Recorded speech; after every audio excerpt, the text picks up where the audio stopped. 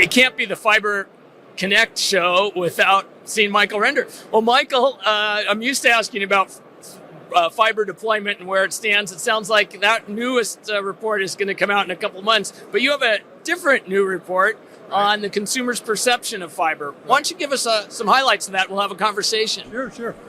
So we do have a study each year looking at how the consumer perceives, fiber. We basically ask all consumers, 4,000 people, what they use, and we actually take speed tests during the survey and find out about their satisfaction and their life impacts and so forth. And always very interesting.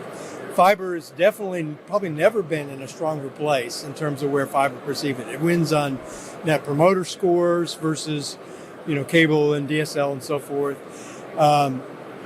Probably most interesting, it's when you ask people what's the very best out there. And I think that the number was 63% overall said fiber. And it didn't matter what they use, even if they're using cable, for example, the majority, not 63%, but the majority are saying fiber. So just a very strong indicator, along with NPS scores. We're asking people how likely they are to switch. And many people say they're very likely to switch if a new provider came. I think it's about 33%, which matches a short-term take rate very well. So all in all, the perception has probably never been stronger for fiber. When we measure speeds, we can see the definite difference of actual real-world speeds. Higher for fiber, second is cable, then you drop down to DSL and wireless. And so wireless has come up a little bit, and it's taken a little bit of share from DSL and no internet, but it's nowhere near the performance of fiber. So, in the consumers that you interviewed or surveyed, were they consumers that had different access networks available to them? Yes. So these are actually just a random mix of people. So we ask them and we then verify it through various ways. Are they using currently cable or fiber or whatever? So we can actually then, when we ask about satisfaction, we can cross-tabulate with what they're using. And without just saying, what do you think of fiber? No, we do that, ask that one question. But mostly it's just cross-tabulating what they actually use with how satisfied are they with their internet, all those things. And so there is a perception, even though of those that don't have fiber, there's a perception that fiber is better. Right. Yeah, definitely. There are still some wireless fans out there, some still people that use like cable. One thing we noticed is 2-3 years ago, before 5G came out, there was all this pre-hype. So 5G actually won for a while over what's the best internet. Well, now that 5G is out there, of course, it'll improve somewhat over time, but people are realizing it's not this great panacea that people thought it was going to be.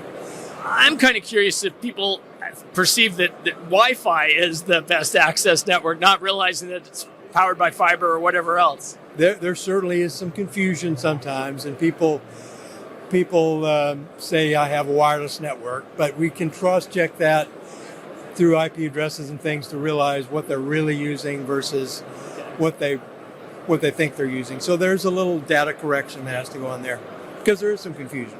And so from a confusion perspective, as far as clearing it up, do you have any recommendations for service providers to even strengthen the fiber brand even more? Yeah.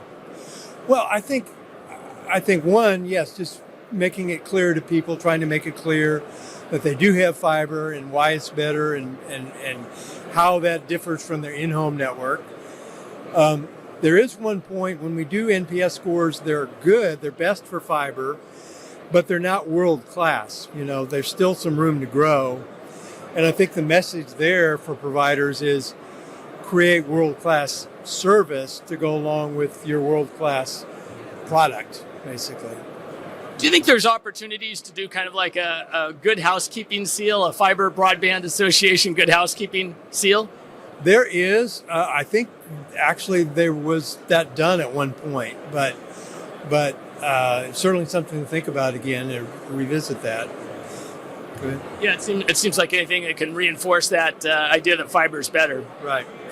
But, many years ago, people thought no one's going to know the difference in the kind of pipe you have. It's just a dumb pipe. And that actually led to a lot of confusion where I think it's one of the big reasons why media companies like AT&T and so forth bought content companies, because they thought, I can't just rely on the pipe. Yeah. But what has actually happened is people do differentiate the pipe and do realize that fiber is a better experience than copper or crystal pair or coax or whatever. So. And it provides a foundation for these other services, the managed services that, as you say, differentiate. Right, exactly. And the irony is they couldn't really use those content to create a unique product, because then it got into the whole debate about open service and all that, and didn't make that available to everybody. So, yeah. Well, Michael, I appreciate your insight. Thank you very much. Thanks. Good talking to you.